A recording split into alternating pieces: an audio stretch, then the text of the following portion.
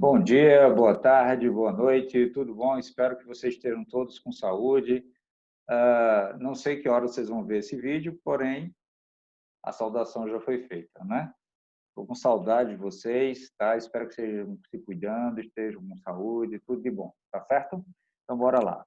Nessa aula de hoje, a aula 4, nós vamos, a aula 4, no sentido de aula gravada, nós vamos trabalhar a Lesson 13, a aula 13, né? E nesse caso trabalha sobre produtos culturais, a diversidade cultural através de poemas. Então a gente vai fazer leituras de textos e questões de vestibulares, né? Voltar para essa temática e aí a gente vai fazer justamente a leitura e a interpretação, a compreensão, porque deu questão A, o B, o C, o D, o E, tá bom? Primeiramente, vamos fazer um compartilhamento aqui com o livro de vocês, para que vocês acompanhem na íntegra comigo. Tudo bem? Então, bora lá. Temos aqui questão modelo, que a gente vai ler daqui a pouco, mas antes disso, temos aqui a definição. Estrutura linguística da língua inglesa e interpretação textual, da Lesson 13, né, da aula 13, que tem como habilidade, no caso, habilidade 8, né, e competência 2, tá certo? Questão da interpretação, a compreensão textual, a questão do vocabulário e tudo mais, certo? Tudo bem, vamos lá.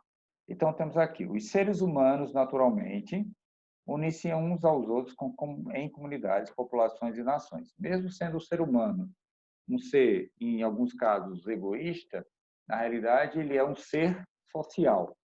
Ele precisa de outra pessoa ou de outras pessoas para viver em sociedade, em comunidade, mesmo que seja irritando ou contando piada, enfim, tem que ter uma interação, né? Senão acaba tendo problemas depressivos e tudo mais. Então temos aqui, em conjunto, agem em uma forma específica ditada por hábitos e costumes, né, que toda a sociedade tem hábitos e costumes, como, por exemplo, os japoneses, quando entram em casa, tiram os calçados e calça um tamanco de madeira que, segundo eles, purifica os maus fluidos, as más energias e tudo mais. Até porque, falando em limpeza, a sujeira da rua não entra dentro de casa, né? Basicamente é assim. Tem também a questão da pureza, do chakra e tudo mais, tá? Em várias civilizações antigas, as passagens da cultura e arte para as gerações seguintes era feita oralmente. Aí temos a citação da Bíblia, né? Temos os contos da Mil e Uma Noites. Robin Hood, por exemplo, é um conto oral, não sei se vocês sabiam. Tem também a lenda do Rei Arthur e os Cavaleiros da Távola Redonda. Também era uma leitura oral, no caso, era uma literatura oral, que passou de geração em geração, e por isso que quando a gente vai investigar, tem várias adaptações, né?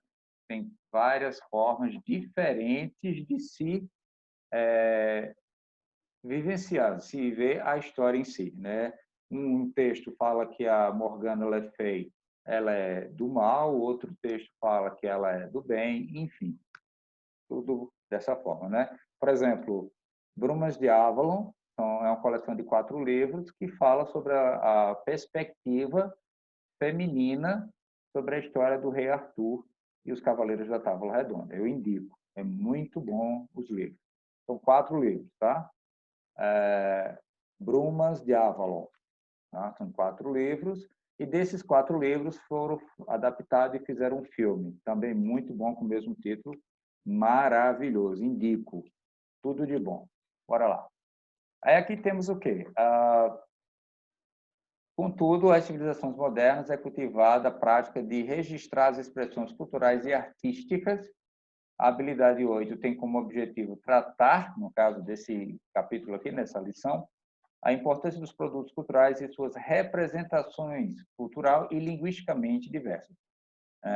Linguisticamente falando, nós temos várias formas de falar, né? Por exemplo, o Brasil é chamado de Brasil um país continental, porque é praticamente um continente pela sua dimensão, e cada região tem como é que posso dizer assim, sua cultura, sua expressão linguística e tudo mais. Por exemplo, nós falamos aqui macaxeira, lá no sul não se fala macaxeira, ou é mandioca, ou é aipim, né?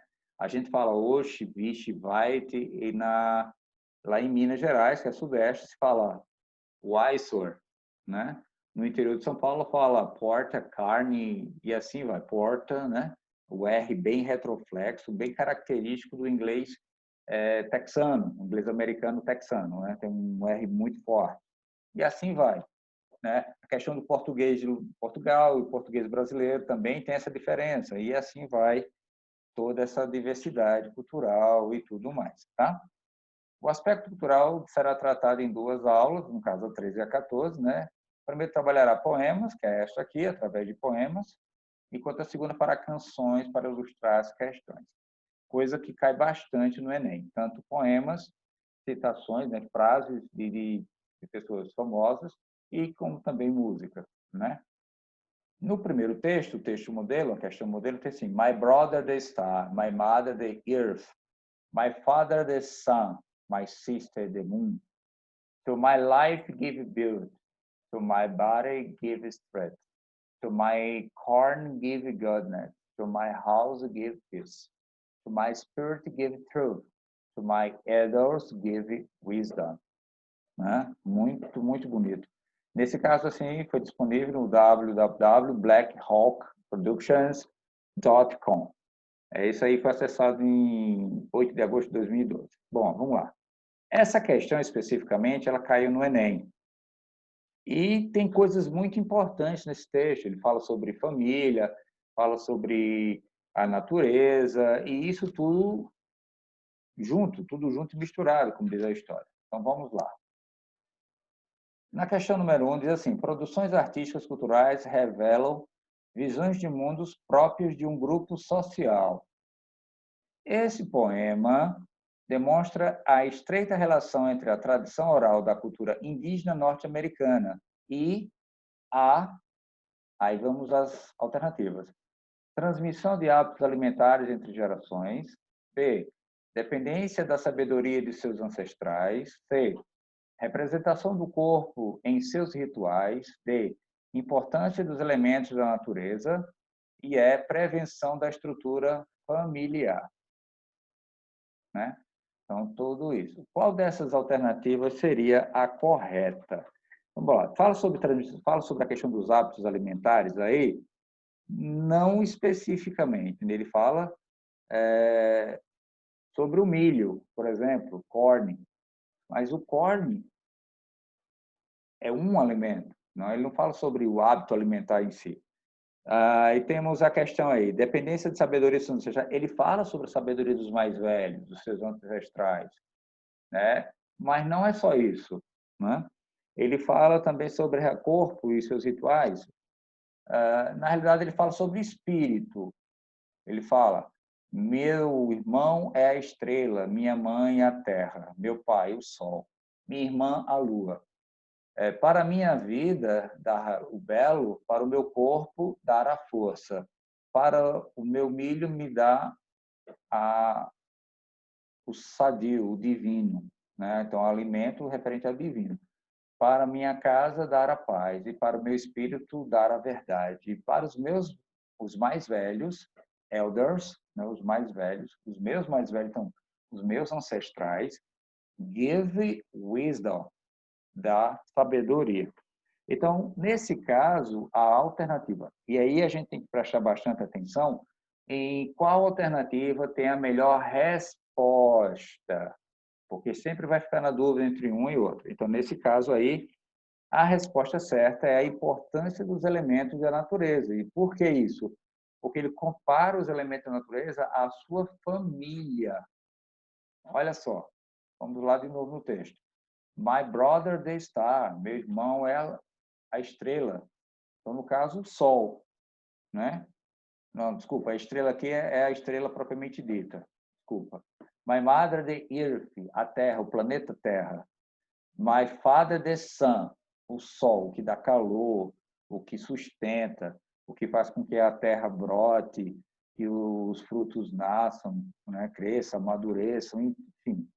My Sister the Moon, a Lua que controla as marés, que controla a plantação, como o melhor dia, a época melhor de colher, de plantar, enfim, né? Quem nunca ouviu falar que você deveria cortar o cabelo em tal lua porque é melhor, porque cresce mais rápido, enfim, isso é questão cultural também, certo? Só que nesse caso, a nossa. Tudo bem? Então, a questão certa aqui é a questão D. Tudo bem? Vamos lá. Questão número 1. Tá? Essa é a atividade de classe. Questão número 1, atividade de classe, diz assim: leia a seguir os versos iniciais do poema. E diz assim: o fardo do homem branco, the white man's burden. O fardo do homem branco. Isso já é a tradução do título do poema. E o poema diz: take up the white man's burden, send forth the best year bred. Go send your sons to exile, to serve your captives' need, to wait in heaven harness on flat red folk and wide, your new Celtic, sullen peoples, half devil and half child. Kipling, Rudyard Kipling's verse. Isso foi do site, que está aqui embaixo, do Reino Unido, acessado dia 17 de outubro de 2016. Vamos para as questões, né, para as alternativas. E a alternativa diz o seguinte: o enunciado, primeiramente. O poema de Rudyard Kipling foi escrito em Londres em 1898. Após a estadia do autor nos Estados Unidos, considerando-se o contexto do imperialismo no século XIX, o poema expressa. O que é que o poema expressa? A defesa do expansionismo norte-americano, justificado como um dever moral explicitado no título The White Man's Border. B. O olhar caridoso em relação aos povos dominados no contexto do imperialismo do século XIX. Como se observa no verso, aí tem assim, entre aspas, half devil and half child. Metade demônio, metade criança. Letra C. Uma crítica à visão de superioridade branca vigente durante a corrida imperialista do século XIX, ao enaltecer as características folk and wild, né? Que quer dizer povo e selvagem, né? Cultura e selvagem, povo e selvagem. A letra D. A visão de que as famílias americanas não devem ser punidas pela política expansionista dos Estados Unidos da América, como se observa na recomendação Go send your sons to exile. Vá envie seus filhos para o exílio. E letra E. Conservadorismo religioso criticava o domínio imperialista por acreditar. Deixa eu ver aqui. Conservadorismo religioso criticava o domínio imperialista por acreditar que corrompia os indivíduos, como observa-se no verso half devil and half child, que eu traduzi nesse instante, que quer dizer metade demônio, metade criança. Então, qual dessas letras aqui citadas tem a melhor resposta? Bom, nesse caso aqui, especificamente, a letra A já dá toda a definição, porque ela diz o seguinte: o próprio título do poema dá a resposta, né? Então, eu dou até uma dica a vocês. Quando vocês forem responder alguma questão do Enem, né, que não sei quando é que vai ser, se vai ser em dezembro, ou se vai ser em janeiro, não se sabe ainda de certeza, né, porque o governo disse que pode ser atrasado 30 dias ou 60 dias, não se sabe. Mas, enfim, quando vocês forem fazer, vocês têm que ver o seguinte: vocês leiam o enunciado. Não leiam o texto de cara. Leiam o enunciado, verifica o que é que está pedindo, e aí vai olhar no texto. Porque se você ganhar, por exemplo, 30 segundos em cada questão, você ganha, no final da prova, 45 minutos. E 45 minutos dá para você preencher o gabarito tudo tranquilo, sem estresse, né? Verificar se tem dúvida em alguma questão ou outra e tentar ver o que pode fazer. enfim, tá? Então, quanto mais sucinto for a sua leitura e resposta, melhor. Agora, tem que se verificar também se você está respondendo corretamente, se você está vendo aquilo ali pela questão do contexto, qual é a melhor resposta e tal. Então, a letra certa dessa questão é a letra A, tá bom? Que diz assim, a própria tradução fala, o fardo do homem branco, né? E que, nesse caso, deixa claro, na visão do autor, que, embora fosse dolorido, desculpe, era um dever moral das famílias dos Estados Unidos da América, o estadunidense, abrir mão de seus filhos para que a política expansionista do seu país pudesse ser concretizada. E isso ainda acontece até hoje. Não sei se você já prestaram atenção em algumas séries, geralmente quando o filho passa em uma determinada faculdade e ele vai para aquela faculdade porque é o curso que ele quer, então dificilmente ele volta para a mesma cidade que morava. Ele provavelmente já vai ficar naquela região da própria faculdade ou até para outra, né? Enfim, procura melhor. Na segunda questão, temos o outro poema que diz assim, que eu acho muito forte esse poema, né? Até pela situação atual que nós estamos vivenciando, né? É bem atual, tá certo?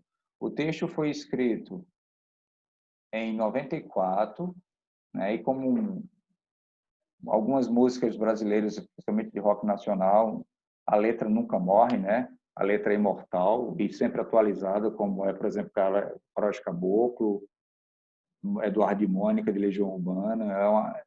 É uma letra que não tem tempo, é atemporal, né? Então, temos aqui, I too sing American, I am the darker brother. They send me to eat in the kitchen when company comes, but I love and eat well and grow strong. Tomorrow I'll be at the table when company comes. Nobody will dare say to me, eat in the kitchen then. Besides, they'll see how beautiful I am and be ashamed. I too am America. Isso aí é um texto de Langston Hughes, né, e Arnold também, e um poemas de Nova York de 94. Então, foi tirado do Enem também, diz assim, Langston Hughes foi um poeta negro-americano que viveu no século XX e escreveu I Too, eu também, em 1932, né? 3 anos após a grande crise, né, a grande recessão de 29. No poema, a personagem descreve uma prática racista que provoca nela um sentimento de quê? De acordo com o texto. De quê? Coragem pela superação? B. Vergonha pelo retraimento? C. Compreensão pela aceitação? D. Superioridade pela arrogância? E resignação pela submissão. Ele foi submisso? Não. Ele dá a entender, em parte, que ele vai, mesmo contrariado, mas ele sabe, ele fala assim, ó, eu também canto América, quer dizer, ele também canta o hino americano, então ele é americano. Eu sou o irmão mais escuro, darker brother, eu sou o irmão mais escuro. They send me to eat in the kitchen, eles me enviam para comer na cozinha. Quando vem visita, mas eu sorrio e eu como bem e eu cresço forte. Amanhã eu estarei na mesa quando a companhia vier, quando a visita vier. Ninguém vai me expulsar. Diz para mim. Coma na cozinha, então. Por outro lado, eles verão como bonito eu sou e como eu sou e como ser orgulhoso. Eu também sou americano. Eu também sou América. Muito forte isso aí. E a resposta é a letra A. Coragem pela superação. Ele supera todos os seus contratempos, né? Todo o preconceito com ele e tudo mais, né? Muito forte mesmo. E bem atual mesmo. Escrito em 32, a gente está em 2020, quer dizer, quase um século, né? Quase 90 anos, especificamente, quase 90 anos, e é tão atual. Vamos lá. Na questão 3, esse texto é para 3, 4 e 5. Tá? Então, esse texto diz assim: Advice gratis to 30 women by woman. Conselho grátis para certas mulheres, por uma mulher. Né? E aí o texto faz assim: All my strong-minded sisters aspiring to vote. Quer dizer, minhas irmãs que se importam mais forte, aspirantes a voto. E aí ele vai falando todo o texto, que fala sobre ameaças, que fala sobre o ar, que fala sobre graças, que fala sobre o mundo, que fala sobre a primeira classe, né? A questão social, o mais fino, requintado e tudo mais. Na questão, aí vai até o final, né? Que é de Fob Carey. Já nessa questão 3, a pergunta é a seguinte: publicado na segunda metade do século XIX, né? Lembre uma coisa: segunda metade do século XIX, a mulher não tinha direito a quase nada, ou nada, né? O poema traduz atitudes e opiniões pessoais da autora em relação ao então emergente movimento feminista nos Estados Unidos, né? Com base nesse contexto e na leitura do texto, assinale a alternativa correta. A autora ridiculariza o movimento feminista ao afirmar que suas defensoras tentam ser homens e comportam-se de forma agressiva. B. A autora aconselha suas leitoras a não se deixarem levar pela retórica feminista, assumindo que o lugar da mulher é o lar e não os espaços públicos. C. A autora invocar o provérbio que pode ser traduzido por quando em Roma, faça como os romanos, né? Propõe a inutilidade das reivindicações feministas, defendendo que as mulheres se atenham ao que é socialmente esperado delas. D. A autora identifica-se com a causa feminista, mas sugere que as companheiras de luta que evitem atitudes de discursos masculinizados ou infantis. E a autora, sendo uma feminista que luta pelo direito ao voto, sugere às suas irmãs que não permitam que mulheres submissas e frágeis venham a público expressar suas ideias, pois isso prejudica o movimento sufragista. Então, nessa questão 3 aí, a única resposta correta, que diz até assim, como ela sugere no verso, né? Nenhuma mulher precisa se comportar como criança ou como homem para se atingir os objetivos de dar o mais empoderamento à mulher no cenário social. E aí vem aquela frase: ao lado de um grande homem, ao lado e não atrás, ao lado de um grande homem existe uma grande mulher. Então, trabalhando juntos. Eu admiro muito uma questão quando o Albert Einstein foi receber o Prêmio Nobel da Paz, ele disse que uma grande parte de tudo aquilo ali devia à ex-esposa, que se não fosse a ex-esposa, ele não estaria ali com aquele prêmio, porque ela ajudou, encorajou ele, não só encorajando, mas ajudou também, porque ela era física, né? E ele acabou dizendo para todo mundo que se não fosse ela, ele não tinha conseguido. E, mesmo assim, a sociedade não cita ela de forma nenhuma, né? Enfim, uma sociedade machista que a gente tenta corrigir isso a todo momento. Então, a resposta certa da terceira questão é a letra D. Né? A autora identifica-se com a causa feminista, mas diz que as mulheres, para serem empoderadas, não têm que imitar nem crianças nem homens. Né? Na questão número 4, Considere as seguintes propostas de reescrita do título. Advice grátis to search woman. Né? Então, a gente vai verificar aqui, essa citação, uma reescrita para isso aí. Né? As duas formas tem duas formas corretas aí, só que são três citadas. Né? Número 1 diz a free advice to search woman. A 2, free advice to search woman. E a 3, free pieces of advice to search woman. Então, qual proposta mantém o sentido do título sem prejuízo da correção gramatical? A apenas a 1, apenas a 2, apenas a 3, apenas a D, que é 2 e 3, ou a E, que é 1, 2 e 3. Né? São duas certas, então a 2 e a 3.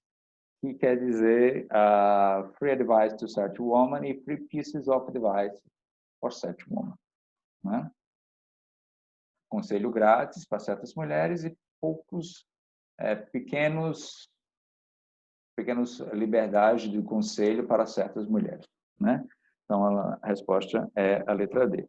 Nesse caso, não podendo ser sentido do free, nesse caso seria gratuito, né? Livre. Então, o substantivo advice é incontável, né? Porque é conselho, e por conta disso ele não pode ser colocado nenhum artigo na frente. Né? Pode verificar que no número 1 tem o artigo A, que quer dizer um conselho grátis. Conselho não se conta. Na realidade, nenhum adjetivo, né? Nenhum adjetivo em inglês tem plural. Nesse caso aí seria um substantivo. Tá? Então, como ele é um substantivo incontável, então não tem por que colocar A. Certo? Beleza. Na quinta questão, diz assim, para finalizar, uma expressão composta da mesma forma que strong-minded sisters no primeiro verso então na letra A, diz assim, heartfelt apologize, long-term consequence, never-ending stores, coffee table books, ou deep frozen foods. Né? No mesmo contexto, tá certo? A resposta correta aí seria letra E. Porque diz assim, a composição traz um adjetivo junto a um verbo no particípio. Por exemplo, adjetivo deep, verbo frozen, que está no particípio passado. Igualzinho à estrutura strong, que é um adjetivo, e minded, que é o verbo importar-se, que também está no particípio passado. Porque como mind é um verbo regular, foi acrescido de ed. Mas o frozen, que vem de freezing, né? Tem a questão do verbo irregular, então fica frozen. Tá ok? E foods, substantivo, como sisters também é. Só que sisters, irmãs, e foods, comidas. Ok? Então, a resposta certa é a resposta da letra E. Eu quero que vocês respondam em casa as questões propostas da página que se segue, né? Página 3 e 4. Questão 1, 2, 3 e 4 e 5. Tá? E aí, na quinta-feira, se caso vocês tiverem alguma dificuldade, vocês podem tirar dúvida na aula ao vivo, tá bom? Espero que vocês estejam bem, tá? Com saúde, tudo na paz de Deus, tá certo? Um forte abraço para todo mundo e até a próxima aula.